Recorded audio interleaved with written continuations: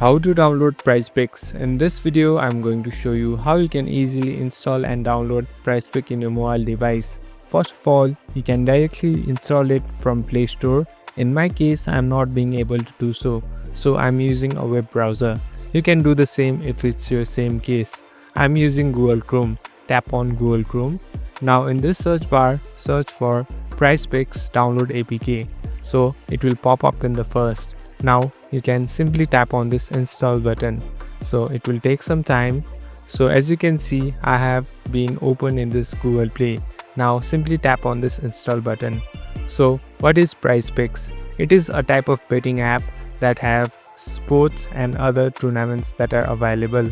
So it will take some time to install and you can directly open it. Thank you for watching this video. I hope this video helps you.